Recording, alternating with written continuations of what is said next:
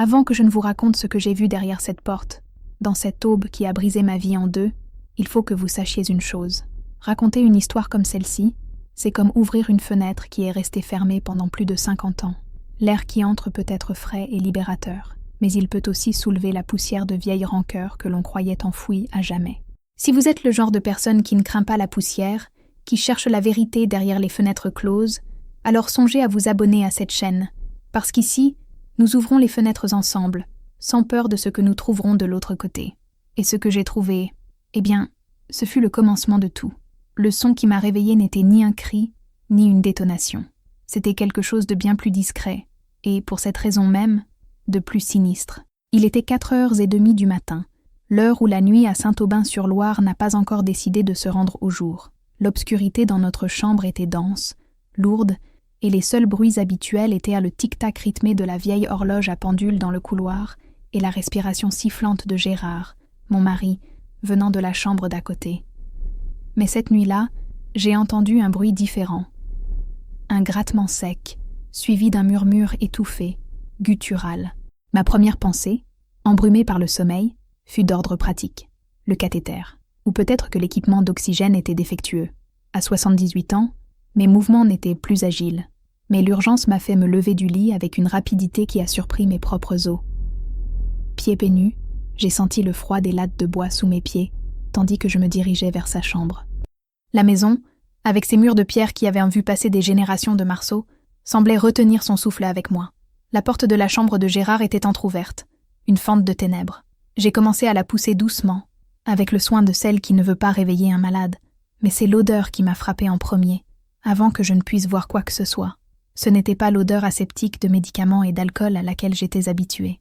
C'était une odeur épaisse, aigre, un mélange de vieille sueur, d'une haleine qui n'avait pas été fraîche depuis des heures, et d'autre chose, quelque chose d'intangible et de nauséabond, l'odeur de la peur, une peur brute, palpable, qui semblait émaner des murs eux-mêmes. Mon cœur, un vieux tambour fatigué, a commencé à battre de façon désordonnée contre mes côtes. J'ai poussé la porte un peu plus, juste assez pour jeter un œil. La seule lumière venait d'une petite lampe de chevet sur la commode, projetant des ombres longues et difformes dans la pièce. Et c'est alors que j'ai vu Gérard, l'homme qu'un AVC avait laissé paralysé de la taille aux pieds, il y a près de 5 ans, l'homme que je lavais, nourrissais et retournait dans son lit comme un grand enfant sans défense, ne semblait en rien sans défense à cet instant. Il était à moitié assis, appuyé sur ses coudes, avec une force que je ne lui savais plus posséder. Son visage, habituellement flasque et arborant une expression de mécontentement passif, était tordu en un masque de pure malice. Ses dents jaunies, que je brossais moi-même avec tant de soin tous les soirs, étaient découvertes dans un rictus qui n'atteignait pas ses yeux. Ses yeux, petits et enfoncés, brillaient d'une lucidité terrifiante. Mais ce n'était pas moi qu'il regardait. Acculé dans le coin le plus éloigné de la chambre, entre l'armoire en chêne et le mur froid, se trouvait Charlotte. La nouvelle infirmière, une jeune femme d'une 20aine d'années, de Lyon, avec un visage rond et couvert de taches de rousseur, qui, normalement, était toujours prêt à sourire. Maintenant, son visage n'était qu'une toile blême de terreur. Ses yeux, immenses et larmoyants, étaient fixés sur Gérard. Elle tremblait, non de froid, mais d'une épouvante qui la paralysait complètement. Et puis j'ai de nouveau entendu le murmure, clair comme la cloche de l'église à midi. Ce n'était ni un appel à l'aide, ni une plainte de douleur. C'était la voix de Gérard, basse, rauque, mais chargée d'un venin que je connaissais trop bien que je ne l'ai jamais entendu diriger vers une étrangère avec une telle intensité. « Tu crois que ce n'est pas parce que je ne marche pas que je ne suis pas un homme ?» siffla-t-il, et chaque mot était une goutte d'acide. « Tu crois que tu peux venir ici, avec ton odeur de savon bon marché, et me traiter comme un vieux morceau de viande ? Je sais ce que tu penses. Vous pensez toutes la même chose. » Charlotte se recroquevilla encore plus, si c'était possible. Une larme silencieuse coula sur sa joue. Elle essaya de balbutier quelque chose. « Non, monsieur. » Mais la voix mourut dans sa gorge.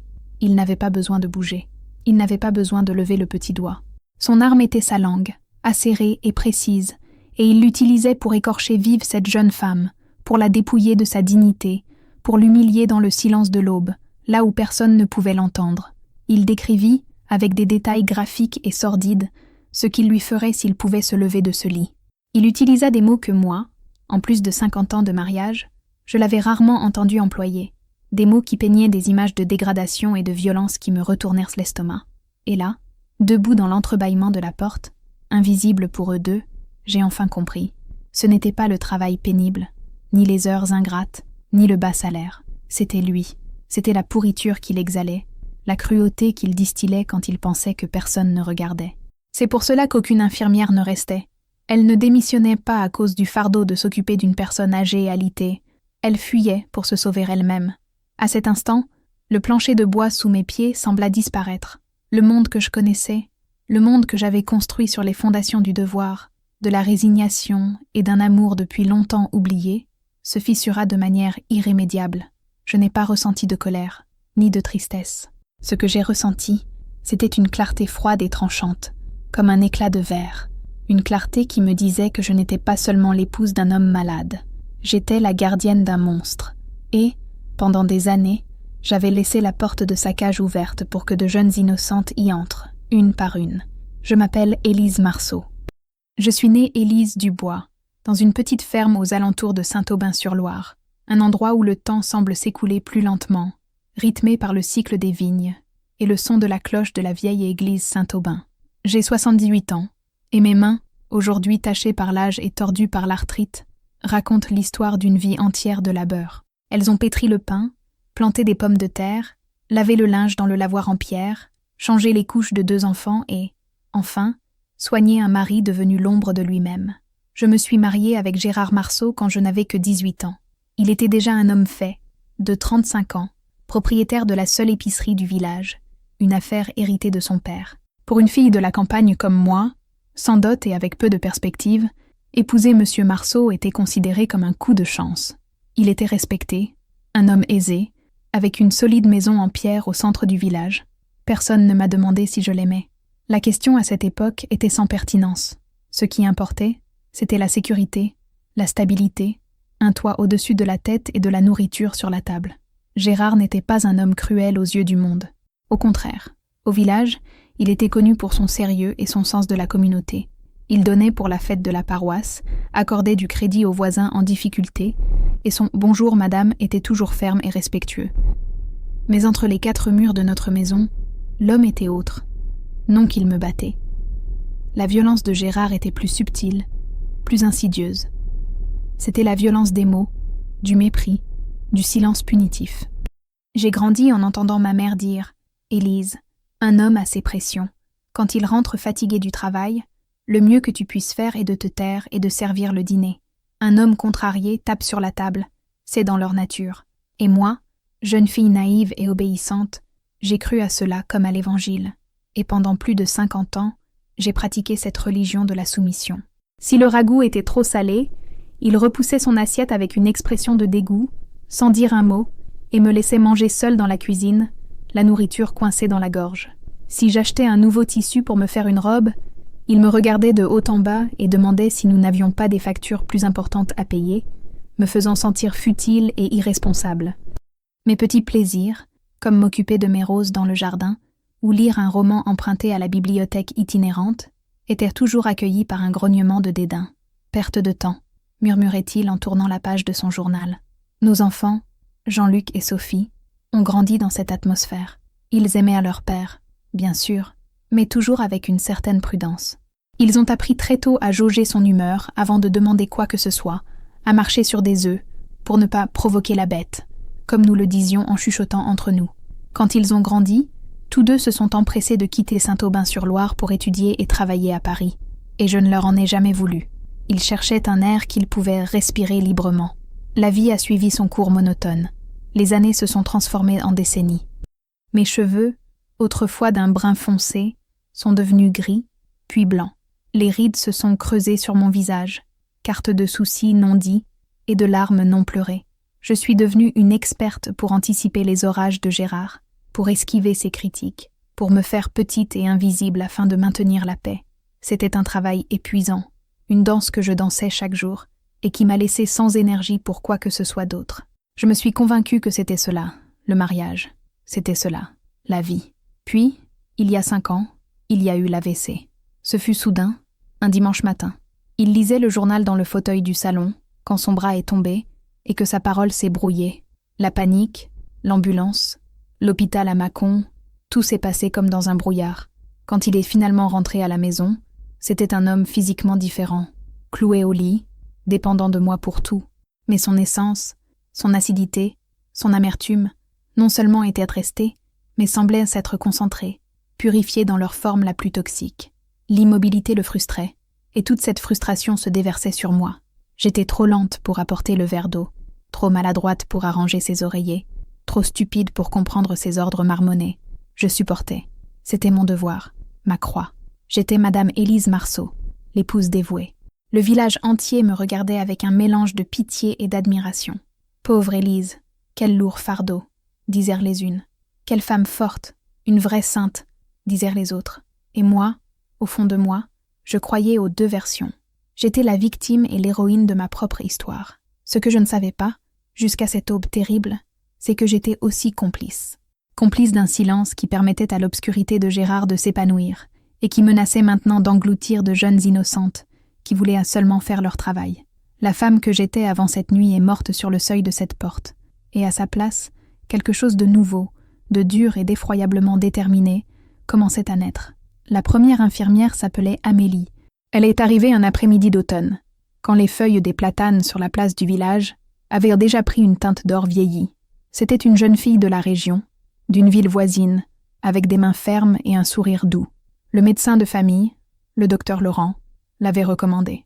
Elle a de l'expérience avec les patients alités, Élise. Ce sera un grand soulagement pour vous, m'avait-il dit, avec sa bonhomie habituelle. Et, en effet, les premiers jours, ce fut un soulagement. Avoir Amélie à la maison signifiait que je pouvais enfin aller au marché du samedi sans me presser, que je pouvais passer 1 heure de plus dans mon jardin, à tailler les roses, sans le son de la clochette que Gérard utilisait pour m'appeler toutes les 5 minutes.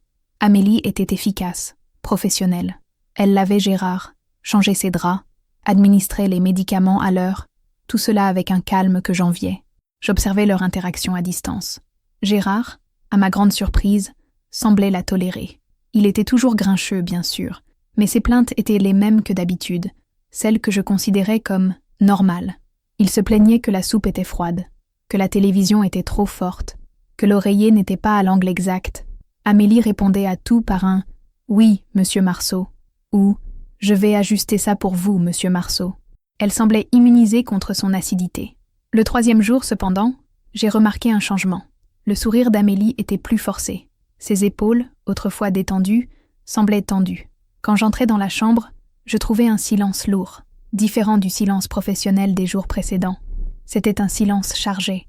Gérard l'observait d'un regard fixe, une lueur étrange dans les yeux, que j'ai interprété à l'époque comme la méfiance d'un homme fier contraint d'accepter l'aide d'une étrangère. Ce soir-là, pendant le dîner, Amélie était silencieuse. Elle a à peine touché à sa nourriture. Je lui ai demandé si tout allait bien. « Oui, Madame Marceau, tout va bien. Je suis juste un peu fatiguée, » a-t-elle répondu, sans me regarder dans les yeux. Le lendemain matin, elle n'est pas venue. J'ai attendu 1 heure, ce qui était inhabituel pour une jeune fille si ponctuelle. Le téléphone a sonné vers 9 heures. C'était sa mère. La voix de la femme était un mélange d'excuses et de fermeté. « Madame Marceau, je suis désolée de vous informer, mais Amélie ne reviendra pas travailler pour vous. Elle ne s'est pas sentie bien. Je crois que le travail est trop lourd pour elle. » J'étais perplexe. Trop lourd, mais elle semblait s'en sortir si bien. S'est-il passé quelque chose? Monsieur Marceau l'a-t-il maltraité? Il y eut une pause de l'autre côté de la ligne.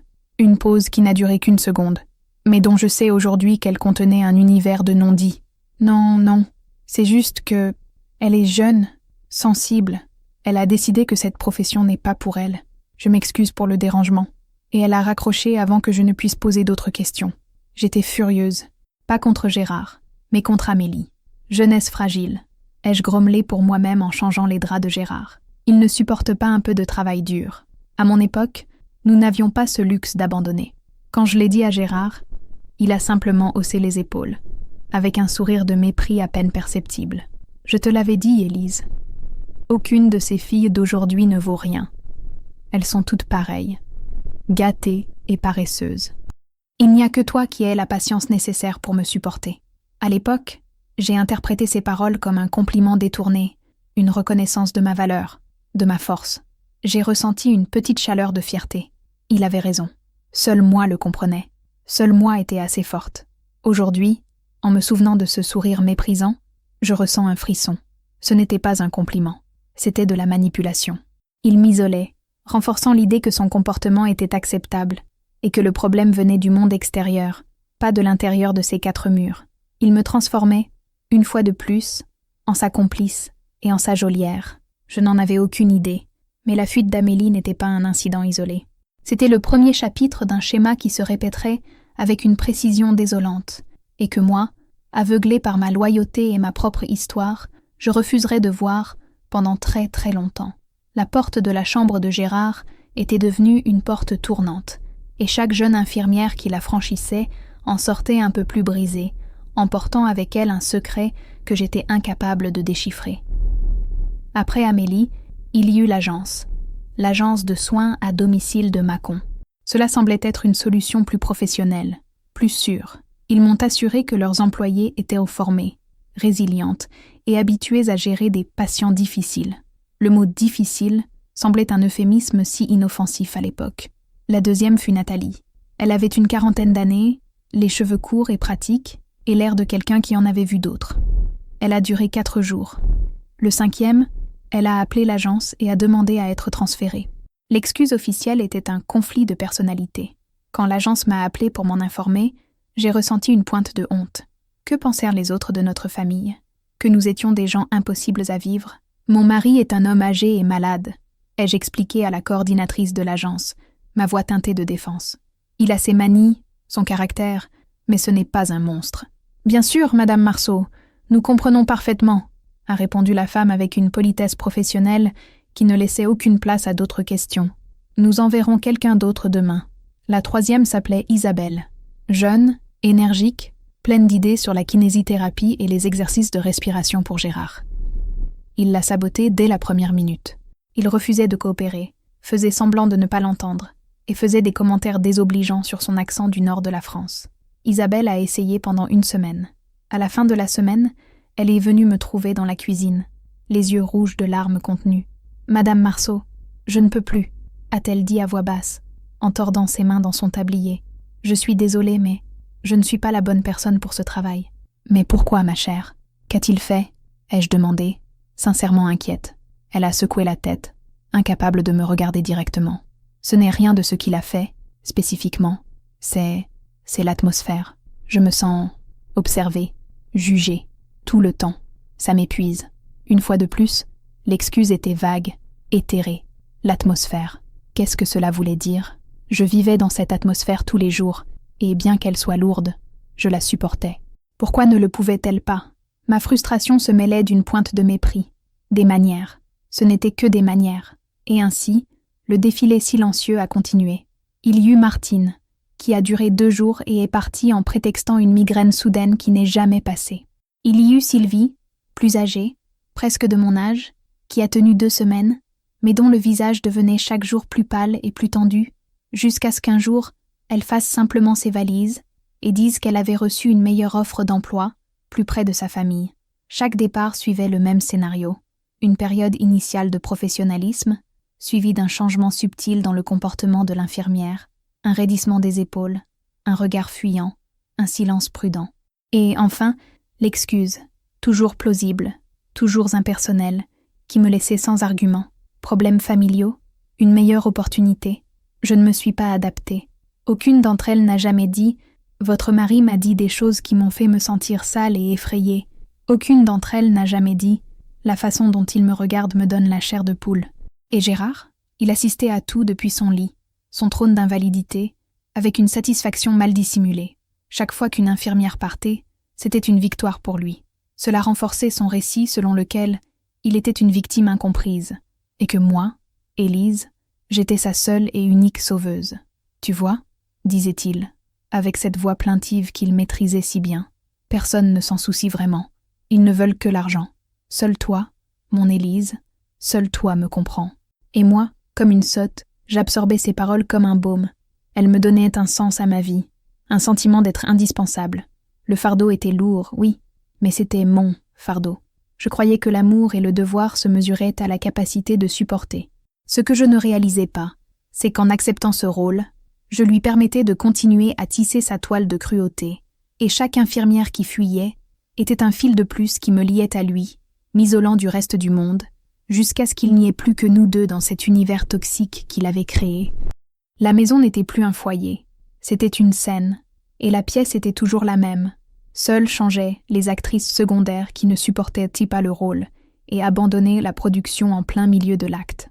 Avant cette aube, avant la clarté tranchante que la vision de Charlotte acculée m'a apportée, mes journées étaient toutes les mêmes, marquées par un rituel de soins à la fois sacré et épuisant. Une symphonie monotone de tâches qui se répétait avec la précision d'une horloge. Ma journée commençait avant le soleil, vers 5h30. Le premier son était le sifflement de la bouilloire sur le poêle à bois. L'odeur du café fort se mêlait à l'odeur de vieille poussière et de bois ciré qui imprégnait la maison. Je m'asseyais à la table de la cuisine, la seule fenêtre avec vue sur l'est, et j'observais le ciel passer du bleu nuit à un gris pâle, puis au rose et à l'oranger. Ces 20 minutes étaient à moi. C'était le seul moment de la journée où la maison était silencieuse, où le monde semblait n'appartenir qu'à moi. À 6h précises, la sonnette retentissait. Pas une sonnette électrique, mais une petite cloche en laiton que j'avais placée à côté du lit de Gérard, avec un cordon qu'il pouvait tirer. Le son était aigu, insistant, et brisait mon refuge de silence comme une pierre lancée contre une vitre. À partir de cet instant, mon temps cessait de m'appartenir. J'entrais dans sa chambre, qui sentait toujours un mélange de talc, d'urine et de la pommade pour les escarres que j'appliquais sur son dos chaque matin. « Bonjour, Gérard », disais-je, en essayant de garder une voix légère, tout en ouvrant les lourds rideaux de lin. Sa réponse variait selon l'humeur de la nuit. Cela pouvait être un grognement inintelligible. Cela pouvait être un « enfin » sarcastique. Ou, les pires jours, un silence glacial qui était plus lourd que n'importe quelle insulte. Le premier défi était l'hygiène. Le retourner dans le lit exigeait toute ma force. Mon dos me faisait mal, mes bras tremblaient. Il était un poids mort, mais un poids mort qui critiquait chacun de mes mouvements. « Attention, tu vas me déboîter l'épaule », se plaignait-il, bien que je sois aussi douce que possible. « Cette eau est trop froide. Tu veux me tuer d'une pneumonie ?» grommelait-il, quand je le lavais avec une éponge. Chaque étape était une bataille. Puis venait le petit déjeuner, bouilli d'avoine ou pain ramolli dans du lait. Je devais le nourrir, cuillerée par cuillerée, comme un bébé. Souvent, il tournait le visage au dernier moment, faisant couler la nourriture sur son menton, puis me regardait d'un air accusateur, comme si c'était ma maladresse qui était en cause. « Tu n'as plus de fermeté dans les mains, Élise. Tu te fais vieille, » disait-il, avec une cruauté désinvolte qui me blessait plus qu'un cri. Le reste de la matinée était une succession de petites tâches. Administrer les médicaments, un cocktail de pilules colorées que j'organisais méticuleusement, arranger les oreillers toutes les 10 minutes, car il n'était jamais à l'aise, lui lire le journal local à haute voix et être interrompu à chaque paragraphe par un commentaire cynique sur les voisins ou les politiciens. Le déjeuner était une répétition du petit déjeuner. L'après-midi était longue et silencieuse, remplie par le son de la télévision, qu'il insistait pour maintenir à un volume très élevé. Je profitais de ce temps pour m'occuper de la maison, cuisiner, faire la lessive. C'étaient des tâches que je faisais en pilote automatique, l'esprit à des kilomètres de là. Je pensais à mes enfants à Paris, à mes petits-enfants qui grandissaient si vite, à la vie qui passait dehors, tandis que la mienne était confinée dans cette chambre de malade. Parfois, je m'asseyais dans le jardin derrière la maison, près de mes roses, juste pour 5 minutes. L'odeur de la terre humide et le parfum des fleurs étaient une bouffée d'air frais dans l'atmosphère suffocante de la maison. Mais la paix ne durait jamais longtemps. Le son de la clochette me parvenait même là, me rappelant à mon devoir, le dîner, le changement des draps, le brossage de ses dents, la dernière dose de médicaments, et enfin, vers 9h du soir, je le laissais pour la nuit, éteignais la lumière de sa chambre et fermais la porte. Je retournais dans la cuisine, l'épine dorsale de mon existence, et je m'asseyais à la table, épuisée. Le silence de la maison était différent de celui du matin. Il n'était pas paisible. C'était un silence tendu, le silence d'une trêve. Je savais qu'à tout moment la clochette pouvait sonner, pour un verre d'eau, pour une démangeaison dans le dos, ou simplement parce qu'il se sentait seul et voulait me tourmenter un peu plus. C'était ma vie, un cycle sans fin de service et d'épuisement. J'avais normalisé l'humiliation, la critique constante, le mépris. Je me disais que c'était le fardeau de la maladie, qu'il n'était pas lui-même. Mais au fond, Tout au fond, une petite voix murmurait que la maladie n'avait fait qu'enlever le filtre, qu'elle n'avait fait que révéler l'essence la plus pure de l'homme avec qui je m'étais mariée. Et moi, par devoir, par habitude, par peur, je passais mes journées à polir la cage d'un tigre, en me faisant croire à moi-même et au monde qu'il n'était qu'un chat de compagnie de mauvaise humeur. Après avoir été témoin de cette scène terrible, j'ai reculé de la porte de la chambre de Gérard, comme si j'avais touché quelque chose d'incandescent. Je suis allée à la cuisine, les jambes tremblant tellement que j'ai dû m'appuyer sur la table. Mon cœur battait à tout rompre. Je ne parvenais pas à assimiler la brutalité de ce que je venais d'entendre. Ces mots, sales et violents, résonnaient dans ma tête. Je me suis assise dans le noir, attendant. Je ne sais pas combien de temps s'est écoulé. 10 minutes? Une demi-heure? Finalement, j'ai entendu la porte de la chambre s'ouvrir et se fermer doucement, suivie de pas rapides et légers dans le couloir. Charlotte est apparue dans l'embrasure de la porte de la cuisine, sa silhouette se découpant sur la pénombre. Elle portait son petit sac en bandoulière, prête à partir. « Madame Marceau ?» a-t-elle murmuré, la voix brisée. « Je dois partir. Je suis désolée. Entrez, ma chère. »« Asseyez-vous » ai-je dit, ma propre voix sonnant étrangement calme, presque distante. J'ai désigné la chaise en face de moi. Elle a hésité, puis est entrée, et s'est assise sur le bord de la chaise, comme un oiseau effrayé prêt à s'envoler au moindre mouvement. À la faible lumière qui entrait par la fenêtre, j'ai pu voir son visage maculé de larmes et la rougeur autour de ses yeux. Nous sommes restés en silence un moment. Je ne savais pas quoi dire. Des excuses semblaient si petites, si inadéquates. « J'ai entendu », ai-je dit finalement, les mots sortant avec difficulté. J'étais à la porte. J'ai entendu ce qu'il vous a dit. Le visage de Charlotte se contracta de honte et de douleur. Elle baissa les yeux sur ses propres mains, qui tordaient nerveusement la sangle de son sac. « Je n'ai rien fait, je vous jure », a-t-elle balbutié. J'étais juste en train d'ajuster son drap et il... « Je sais », l'ai-je interrompu, avec une douceur qui nous a surprises toutes les deux. « Je sais que vous n'avez rien fait. Ce n'est pas votre faute. Pas du tout. » Elle a levé les yeux vers moi, et j'y ai vu une question qu'elle n'osait pas poser. « Alors pourquoi permettez-vous cela ?» Et cette question silencieuse m'a frappée avec la force d'un coup de poing. Pourquoi? Par devoir? Par peur? Par un amour qui n'existait plus? Les excuses que je m'étais données pendant 50 ans m'ont soudain semblé minces comme du papier, transparentes et inutiles. Les autres, commença Charlotte, la voix toujours un murmure. Les autres infirmières, c'est pour ça qu'elles sont parties, n'est-ce pas? J'ai acquiescé lentement, la vérité pesant sur moi comme une dalle de granit. Oui, je pense que oui. Je ne savais pas. Je ne voulais pas voir. L'aveu plana dans l'air entre nous. Je ne voulais pas voir. C'était la vérité la plus pure et la plus honteuse. Il était plus facile de blâmer les manières des jeunes filles, leur manque de professionnalisme, leur faiblesse, que d'admettre la monstruosité de l'homme avec qui je partageais ma vie. Il a besoin d'aide, Madame Marceau, dit Charlotte, avec une compassion qui me brisa le cœur. Même après avoir été verbalement agressée, elle parvenait encore à voir le malade derrière l'agresseur. Pas seulement des soins physiques, il est malade de l'intérieur. Je sais, ai-je dit, et pour la première fois, je le savais vraiment. Ce n'était pas seulement le caractère difficile d'un vieil homme amer, c'était une noirceur, une pourriture de l'âme que l'immobilité physique semblait avoir potentialisée. Je me suis levée, je suis allée à l'armoire, j'ai pris une enveloppe et j'y ai mis tout l'argent que j'avais à la maison, le paiement de la semaine de Charlotte et un supplément. Je le lui ai tendu. Je suis désolée, Charlotte. Désolée que vous ayez eu à subir ça dans cette maison. Personne ne devrait avoir à entendre ces choses. Elle a regardé l'enveloppe, puis moi. Elle hésita à l'accepter.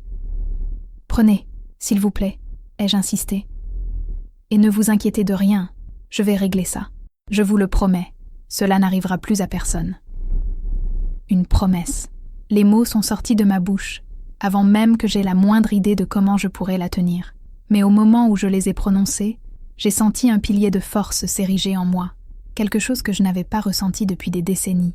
La fragilité de Charlotte, sa vulnérabilité, était devenue mon miroir. En la voyant, je me suis vue, la jeune Élise de 18 ans, et toutes les versions de moi qui s'étaient recroquevillées et tues au fil des ans. Charlotte a finalement pris l'enveloppe. « Merci », a-t-elle murmuré. Je l'ai accompagnée jusqu'à la porte d'entrée. La première lueur de l'aube peignait le ciel d'un gris bleuté. L'air était froid et pur. Alors qu'elle sortait dans la rue déserte, elle s'est retournée une dernière fois.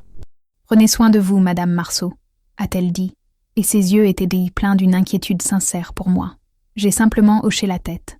J'ai fermé la porte et je me suis appuyée contre elle, le cœur lourd, mais l'esprit étrangement clair. La maison était de nouveau silencieuse. Mais c'était un silence différent. C'était le silence avant la bataille. La fuite de Charlotte n'était pas comme les autres. Les autres étaient un mystère que j'avais refusé de résoudre. La sienne était une révélation.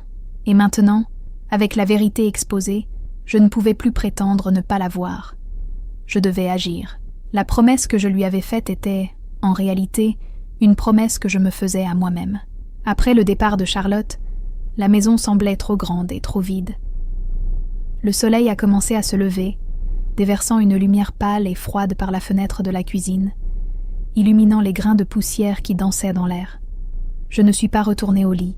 Au lieu de cela, j'ai fait plus de café, fort et amer, et je me suis assise à la table, la même où je commençais toutes mes journées. Mais ce matin était différent. C'était le premier jour du reste de ma vie. La tasse de porcelaine réchauffait mes mains tremblantes. De la chambre de Gérard, aucun son. Il avait dû se rendormir, épuisé par sa propre vilainie. Tant mieux. J'avais besoin de ce temps, de ce silence, pour réfléchir. Mon esprit était un tourbillon. Des images et des mots de 56 ans de mariage se mêlaient à la scène horrible dont j'avais été témoin. Je me suis souvenue de Gérard, jeune et charmant, me disant que j'étais jolie, mais que je serais encore mieux si je perdais un peu de poids. Je me suis souvenue de lui me félicitant pour ma cuisine devant des amis, puis, une fois seule, se plaignant que j'avais utilisé trop d'ail. Je me suis souvenue des innombrables fois où il a invalidé mes opinions, mes peurs, mes joies, avec un simple « ne sois pas sotte, Élise » ou « tu exagères, comme toujours ». Chacun de ces incidents, pris isolément, semblait petit, une trivialité, une écharde. Mais maintenant, tous ensemble, ils formaient une poutre massive d'abus qui avait soutenu la structure de notre mariage pendant des décennies. Je n'avais pas été une partenaire.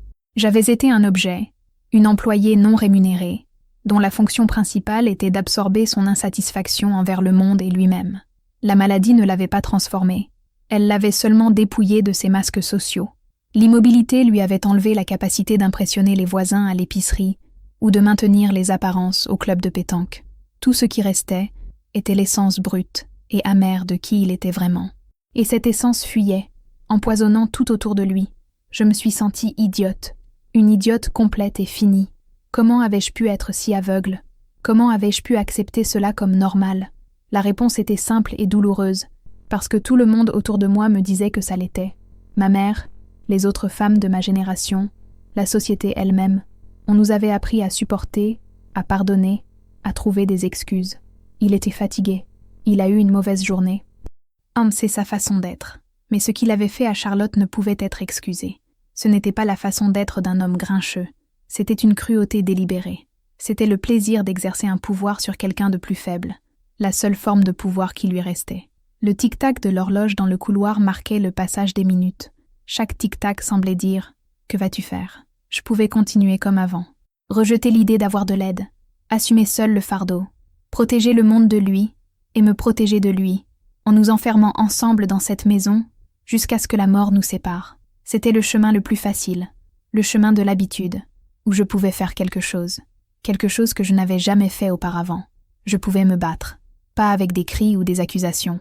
À ce stade de ma vie, je savais que ce serait inutile. Je devais me battre de manière intelligente, silencieuse, stratégique. La décision s'est formée dans mon esprit, non comme une explosion, mais comme la lente montée de la marée, ferme, inexorable, irréversible. Ça suffit. Le mot a résonné dans la quiétude de ma cuisine, bien que je ne l'ai pas dit à voix haute. Ça suffit. Assez d'excuses. Assez de protéger son image. Assez de permettre à sa noirceur de blesser d'autres personnes. Assez de me faire petite pour tenir dans le peu d'espace qu'il me permettait d'exister. Je me suis levée et je suis allée à l'évier. J'ai lavé ma tasse de café avec des mouvements délibérés et précis. Chaque geste était un acte d'affirmation. Je me suis séché les mains sur le torchon et j'ai regardé mon reflet dans la vitre sombre de la fenêtre. J'ai vu une vieille femme, au visage fatigué et marqué par le temps. Mais pour la première fois depuis longtemps, j'ai vu une étincelle de détermination dans ses yeux. La même détermination que je voyais dans les yeux de ma grand-mère lorsqu'elle faisait face à une mauvaise récolte ou à un hiver rigoureux. C'était la force silencieuse des femmes de ma terre, une force que j'avais oublié de posséder. J'ai décroché le téléphone du mur, ce vieil appareil noir à cadran. Mon cœur martelait dans ma poitrine. Je ne savais pas exactement quoi dire, ni comment commencer. Mais je savais qui je devais appeler. Mes enfants. Ils devaient savoir la vérité. Pas la version éditée et adoucie que je leur avais toujours racontée, mais la vérité, nue et crue. Le cadran du téléphone a tourné avec un lent bourdonnement. Le premier pas était fait. Et même si mes jambes tremblaient, je n'allais pas faire marche arrière. La femme qui acceptait l'inacceptable était restée derrière, assise à la table de la cuisine avec les fantômes du passé. La femme qui tenait le téléphone maintenant était une autre personne, et elle était prête pour la guerre. Le téléphone a sonné 4 fois. 4 sonneries qui ont semblé une éternité. De l'autre côté de la ligne, à Paris, la vie suivait son rythme effréné. J'imaginais mon fils, Jean-Luc, déjà debout, peut-être en train de lire le journal en buvant son café, se préparant pour une journée chargée à son cabinet d'architecte. Pour lui, Saint-Aubin-sur-Loire était un lieu de week-end tranquille et de souvenirs d'enfance, un refuge loin de la folie de la ville. Il n'avait aucune idée du drame qui se déroulait à l'intérieur de la maison en pierre qu'il appelait son foyer. « Allô ?» La voix de Jean-Luc était endormie et un peu agacée, comme toujours quand on le réveillait tôt. « Jean-Luc, c'est moi, ta mère. »« Maman, il s'est passé quelque chose ? Papa va bien ?» L'inquiétude immédiate dans sa voix me fit ressentir une pointe de culpabilité. Pendant des années, je les avais protégés de la vérité, répondant toujours à cette question par un « tout va bien » comme d'habitude. « Il va bien, physiquement. C'est comme d'habitude », dis-je, puis j'ai hésité. Les mots que j'avais répétés dans ma tête semblaient soudain impossibles à dire. Comment pouvais-je expliquer 50 ans d'agonie en un seul appel ? « Maman, tu me fais peur. Qu'est-ce qu'il y a ?» Je pris une profonde inspiration, l'odeur de vieux café dans la cuisine manquant à la réalité. L'infirmière est partie. La nouvelle, Charlotte. J'entendis un soupir de frustration de l'autre côté de la ligne. Encore ? Maman, qu'est-ce qui se passe ? Personne ne reste à ce poste ? Peut-être que tu es trop exigeante avec elle. L'accusation, bien que dite avec douceur, me frappa comme une gifle. C'était exactement ce que Gérard aurait dit. C'était le récit que j'avais moi-même cru pendant si longtemps. Non, Jean-Luc, ce n'est pas moi. Ma voix sortit plus ferme que je ne l'attendais. J'ai découvert pourquoi elles partent. Il y eut un silence. Je pouvais presque l'entendre traiter l'information, la dissonance entre le père malade et fragile qu'il imaginait et la suggestion qu'il se passait quelque chose de plus sombre. « Que veux-tu dire ?»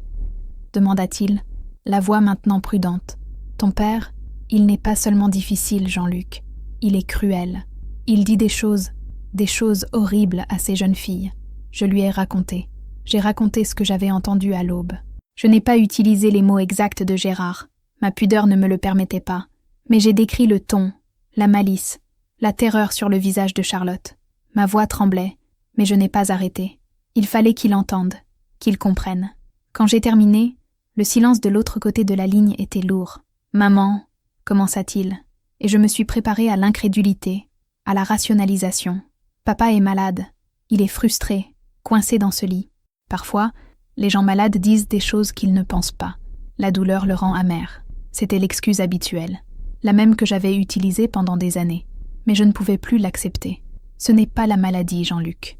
La maladie n'a fait qu'aggraver ce qui a toujours été là. Tu ne te souviens pas ? Tu ne te souviens pas de comment il était avec nous ? De la peur que nous avions de renverser le lait sur la table ?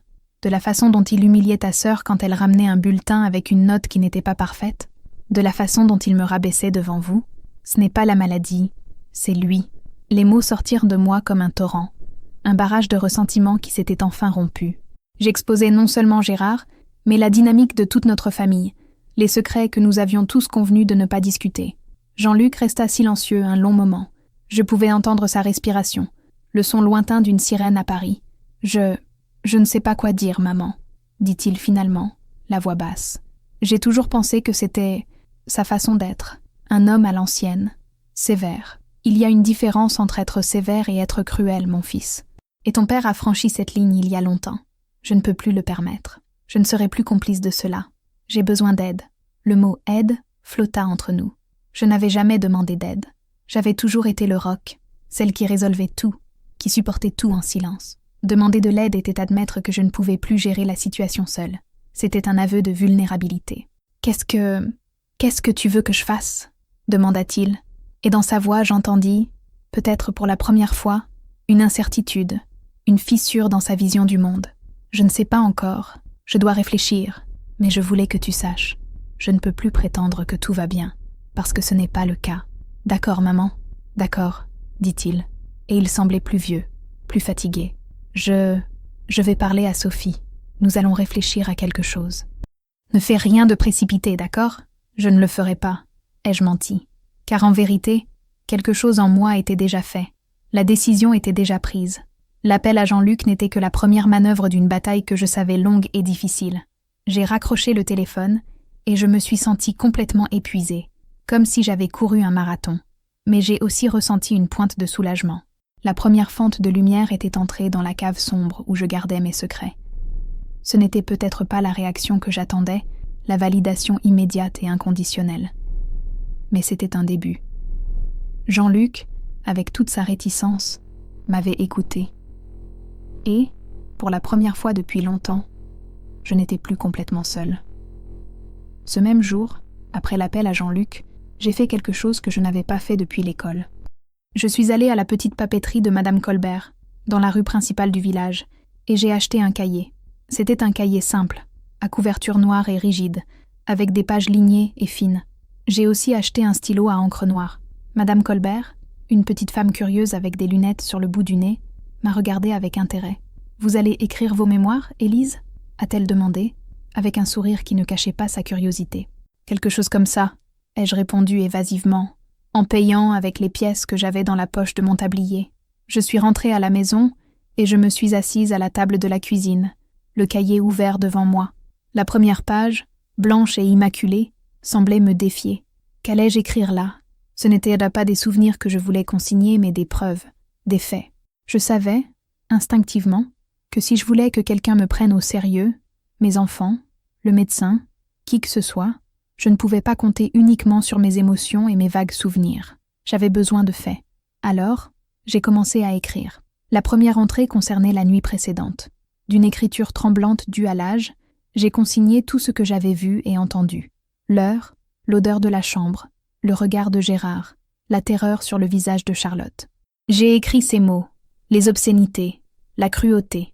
Les voir là, écrits à l'encre noire sur le papier blanc, leur donnait un poids, une réalité indéniable. Ils n'étaient plus seulement un écho désagréable dans ma mémoire. Ils étaient un fait documenté. À partir de ce jour, le cahier noir est devenu mon compagnon secret, mon arme silencieuse. Je le gardais caché au fond du tiroir à torchons, sous une pile de vieilles serviettes. Et, plusieurs fois par jour, chaque fois que Gérard ne m'appelait pas, j'allais à la cuisine, et je notais tout. 14 octobre, 10h15. J'ai renversé un peu d'eau en essayant de lui donner le verre. Il m'a traité de vieille tremblotante et inutile, a dit que je n'étais même pas capable de tenir un verre correctement. J'ai fait semblant de ne pas entendre. 14 octobre, 14h30. La télévision montrait une émission sur la Normandie. J'ai commenté que j'avais toujours voulu visiter les plages du débarquement. Il a ri et a dit « Toi, qu'est-ce que tu y comprendrais? Tu as déjà du mal à trouver ton chemin jusqu'au marché sans te perdre. » 15 octobre, 8h. A refusé de prendre son petit déjeuner. A dit que la bouillie que j'avais faite avait un goût de colle à papier peint. A poussé le bol, qui a failli tomber par terre. Est resté à jeun jusqu'à l'heure du déjeuner, en guise de punition. Écrire était un acte douloureux. Revivre chaque petite humiliation, chaque commentaire acerbe, c'était comme frotter du sel sur les plaies. Mais c'était aussi, d'une manière étrange, libérateur. En mettant les mots sur le papier, je les sortais de moi. Je les objectivais, les transformant en quelque chose qui pouvait être analysé, pesé, jugé. Le cahier ne consignait pas seulement les insultes, il consignait aussi ses manipulations. 16 octobre, 11h. Le facteur est passé et a laissé une lettre de Sophie. Il m'a demandé de la lui lire. Après que je l'ai lue, il s'est mis à pleurer. A dit que ses enfants lui manquaient beaucoup et que j'étais la seule personne au monde qui se souciait vraiment de lui. M'a serré la main avec force. Pendant un instant, j'ai eu pitié de lui. Une demi-heure plus tard, il m'a crié dessus parce que l'oreiller était décalé d'1 centimètre. C'était sa tactique la plus efficace, celle qu'il avait utilisée toute notre vie ensemble. L'alternance entre la cruauté et la pitié. Il me blessait et quand il voyait que j'étais sur le point de m'éloigner, il se montrait fragile, vulnérable, me faisant sentir coupable et indispensable. C'était une danse macabre, et je l'avais dansée pendant 56 ans. Mais maintenant, en consignant les pas dans mon cahier, je pouvais voir le schéma, la chorégraphie malsaine. Les jours passaient, et les pages du cahier se remplissaient. L'écriture hâtive, les taches d'encre là où une larme était tombée, tout racontait une histoire. L'histoire ne concernait pas seulement Gérard. Elle me concernait moi, ma complicité, mon silence. Chaque entrée était un petit acte de rébellion. Chaque mot écrit était une brique que je posais dans le mur que je construisais entre la femme que j'étais et la femme que je devais devenir. Je ne savais pas encore à qui je montrerais ce cahier. Peut-être à personne. Peut-être était-il juste pour moi, pour me maintenir ferme dans mon objectif, pour me rappeler, dans les moments de doute, pourquoi je faisais cela. Le cahier était mon encre. Tandis que le monde autour de moi continuait de ne voir qu'une épouse dévouée s'occupant de son mari malade, ces pages contenaient la vérité. Une vérité laide, douloureuse, mais une vérité qui, je l'espérais, me libérerait un jour. Une semaine après le départ de Charlotte, le docteur Laurent est venu pour sa visite mensuelle de routine. Il était le médecin de notre famille depuis plus de 30 ans. Il avait vu mes enfants grandir, diagnostiqué mes douleurs d'arthrite, et c'est lui qui avait pris en charge Gérard le jour de l'AVC. C'était un homme bon, au cœur généreux, mais un homme de son temps, habitué à voir les choses d'une certaine manière. Il a d'abord examiné Gérard, comme toujours. Il a pris sa tension, écouté ses poumons, vérifié sa peau à la recherche d'escarres. Gérard, comme on pouvait s'y attendre, a joué le rôle du patient souffrant à la perfection. Il s'est plaint de douleurs, d'essoufflements, de mauvaises nuits. Il parlait d'une voix faible et larmoyante, la même qu'il utilisait pour susciter la pitié. Le docteur Laurent a tout écouté avec patience, lui a tapoté l'épaule et lui a dit d'être fort.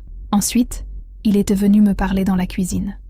Il s'est assis à la table, la même où mon cahier noir était caché, et a accepté la tasse de café que je lui ai offerte. « Il semble un peu plus abattu aujourd'hui, Élise », a dit le médecin, le front plissé d'inquiétude. « Et plus agité. S'est-il passé quelque chose ? C'était ma chance. » Mon cœur a commencé à battre plus vite. J'avais répété cette conversation dans ma tête des dizaines de fois. « Oui, docteur. L'infirmière que vous aviez recommandée, Charlotte, est partie. » Le docteur Laurent a soupiré. Un son de lassitude et de résignation. Je l'ai appris. Sa mère m'a appelé. C'est dommage. On dirait qu'on arrive à trouver personne qui reste, n'est-ce pas? Gérard peut être un patient exigeant. Le mot exigeant m'a irrité. C'était un voile trop fin pour couvrir la laideur de la vérité. Docteur, ce n'est pas qu'il est exigeant. Il est abusif. Le mot est sorti, et il est resté en suspens dans l'air de la cuisine. Abusif. Le docteur Laurent m'a regardé par-dessus le bord de ses lunettes, son expression devenant soudainement prudente. Abusif, Élise? Que voulez-vous dire par là? Il vous a agressé? Pas physiquement, avec des mots. Il l'a humiliée. Il a dit des choses indescriptibles. C'est pour ça qu'elle s'est enfuie au milieu de la nuit. Et c'est pour ça que toutes les autres sont parties aussi. Le médecin s'est adossé à sa chaise, en croisant les bras. Son visage, autrefois ouvert et amical, est devenu professionnel, distant.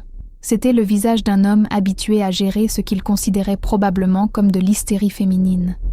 « Élise, nous devons être compréhensifs », a-t-il commencé, d'un ton paternaliste qui m'a hérissé.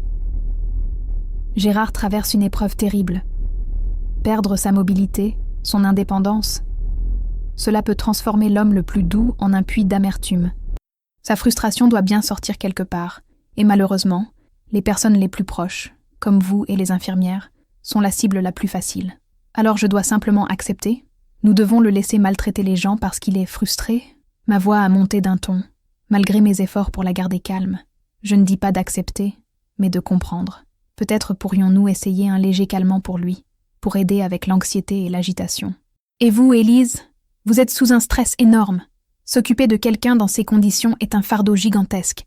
Peut-être que vous voyez les choses d'une manière un peu exagérée. La fatigue peut nous faire ça. Exagérer. Le mot m'a frappé avec la force d'un coup de poing dans l'estomac. Toute ma vie, j'ai entendu ce mot. Tu exagères, Élise. C'était l'arme de Gérard pour me faire taire, pour invalider mes sentiments. Et maintenant, l'homme en qui j'avais confiance pour prendre soin de notre santé utilisait la même arme contre moi. J'ai senti une vague de désespoir. J'aurais pu aller au tiroir, prendre le cahier noir et lui mettre les mots de Gérard sous le nez. Mais je savais que ce serait inutile. Il y verrait le journal d'une femme épuisée et surchargée, pas un registre de faits. Pour lui, la réalité était simple. Gérard était le patient, la victime. J'étais la soignante, et ma souffrance n'était qu'un symptôme collatéral de sa maladie. La conversation s'est terminée là. Il m'a donné une ordonnance pour un calmant pour Gérard et un tonique vitaminé pour moi. Il m'a dit d'essayer de me reposer davantage, de demander plus d'aide à mes enfants. Il essayait d'aider, à sa manière, mais il ne voyait pas la véritable maladie qui affligeait cette maison. Quand le docteur Laurent est parti, je me suis sentie complètement vaincue. La première personne d'autorité à qui je m'étais adressée, non seulement ne m'avait pas aidée, mais avait renforcé l'idée que le problème, c'était moi, ma perception, ma fatigue. Je me suis assise à la table et j'ai pleuré. J'ai pleuré de colère, de frustration, de solitude. J'avais l'impression de crier à l'intérieur d'une boîte en verre. Tout le monde pouvait me voir, mais personne ne pouvait entendre ma voix. La visite du médecin a été un terrible revers, mais, au fond, elle m'a appris une leçon importante. Je ne pouvais pas compter sur les vieilles structures, sur les vieux amis qui ne voyaient en Gérard que le respectable commerçant qu'il avait toujours semblé être. Si je voulais changer les choses, je devrais trouver un chemin différent, un allié qui serait prêt à regarder au-delà des apparences et à me croire. La bataille serait plus difficile que je ne l'imaginais. 2 jours après la visite désastreuse du docteur Laurent, je me sentais au fond du gouffre. La petite flamme d'espoir que la décision de me battre avait allumée en moi vacillait, menacée par les vents de l'incrédulité et de l'impuissance.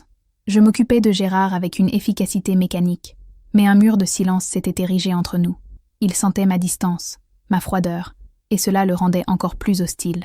L'air dans la maison était lourd, irrespirable. C'est alors que le téléphone a sonné. C'était Sophie, ma fille. Contrairement à Jean-Luc, qui a hérité du sens pratique et d'un certain pragmatisme de son père, Sophie m'a toujours plus ressemblé. Sensible, intuitive, avec une capacité à percevoir les émotions non dites. Elle travaillait comme traductrice à Paris, un métier qui exige une oreille attentive aux nuances du langage, et elle appliquait cette même attention aux gens. « Maman, comment vas-tu » a-t-elle demandé, et sa voix, chaleureuse et inquiète, fut comme un baume pour mon âme blessée. « Je vais bien, ma chérie. Comme d'habitude », ai-je commencé à dire, la réponse automatique que je donnais à tout le monde. Mais Sophie n'était pas tout le monde. Il y eut une pause. « Non, tu ne vas pas bien », dit-elle, avec une certitude qui me désarma. « Ta voix est différente. Elle est... fragile. Que s'est-il passé ?» Jean-Luc m'a appelé. Il m'a parlé de l'infirmière. Il semblait inquiet, mais aussi confus. Il a dit que tu étais très secouée. Les larmes que j'avais retenues pendant 2 jours se sont mises à couler sur mon visage. J'ai essayé de parler, mais un sanglot m'en a empêché.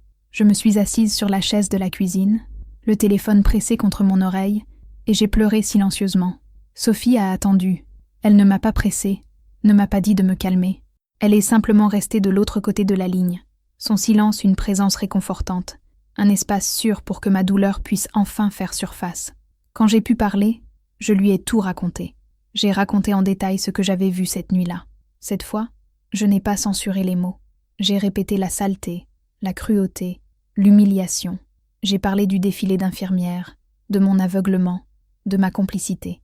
J'ai parlé de la conversation avec Jean-Luc et de sa réticence à croire. Et enfin, j'ai parlé de la visite du docteur Laurent, de la façon dont il m'avait fait sentir comme une vieille femme hystérique et exagérée. « Il a toujours fait ça, n'est-ce pas ?»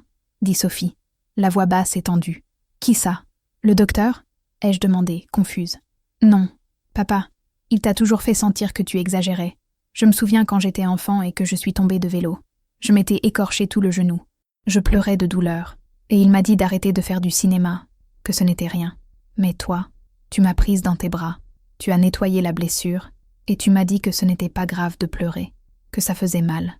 Il a toujours invalidé les sentiments, les tiens, les miens, ceux de tout le monde. » Entendre Sophie articuler cela, une vérité que j'avais ressentie toute ma vie mais que je n'avais jamais réussi à nommer, fut une validation puissante. Je n'étais pas folle. Je n'exagérais pas. C'était un schéma. « Je te crois, maman », a-t-elle continué, et sa voix était farouchement protectrice.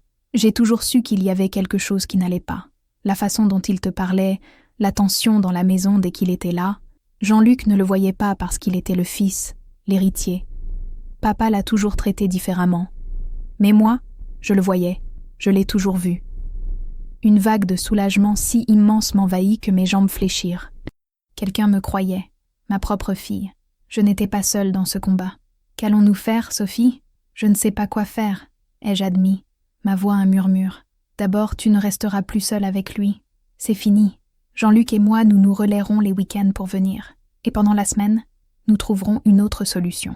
Deuxièmement, le docteur Laurent est un vieux dinosaure. Il nous faut quelqu'un qui comprenne ce qu'est la violence psychologique, pas quelqu'un qui va te prescrire des vitamines. Et troisièmement, tu dois tout documenter. Chaque mot, chaque incident. C'est très important. Je le fais déjà, ai-je dit, en regardant le tiroir à torchons. J'ai acheté un cahier.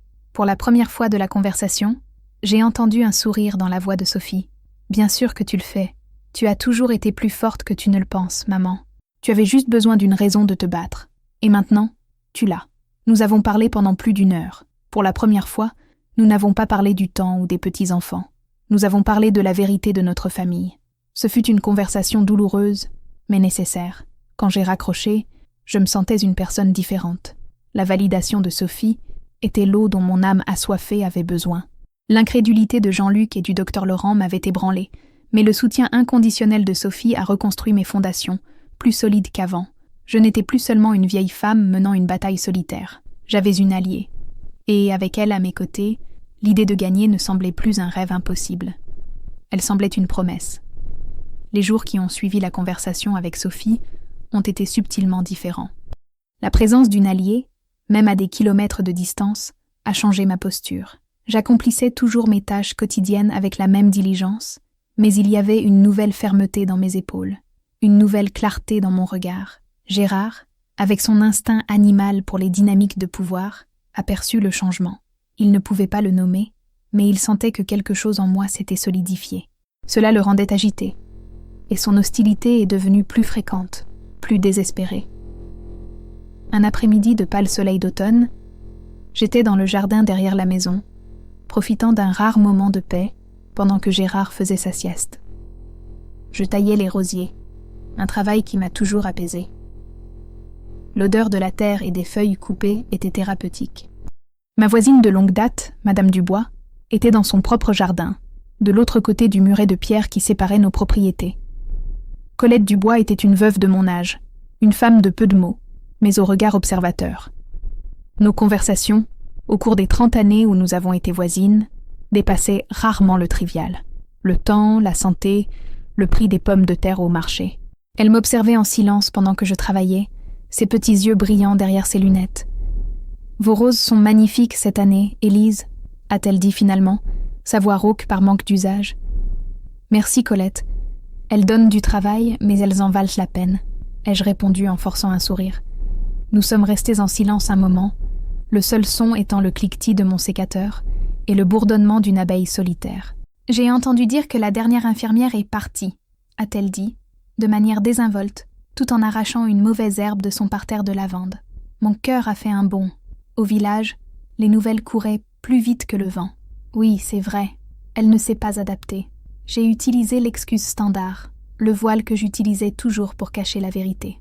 Colette a redressé le dos, avec un grognement d'effort, et m'a regardé droit dans les yeux, son regard perçant à travers ma façade. « Aucune d'entre elles ne s'adapte, n'est-ce pas ?» a-t-elle dit, et ce n'était pas une question. C'était une affirmation. J'ai arrêté de tailler, le sécateur suspendu en l'air. Je l'ai regardé, surprise.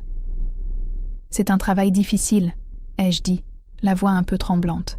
Colette a eu un petit rire sans humour. « Un travail difficile, c'est une chose, Élise. Être maltraitée, c'en est une autre. Nous savons toutes les deux la différence. L'air s'est figé entre nous. Ces mots, dits avec une telle simplicité et une telle certitude, m'ont coupé le souffle. Elle savait. D'une manière ou d'une autre, elle avait toujours su.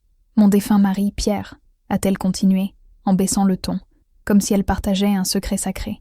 C'était un homme bon devant tout le monde.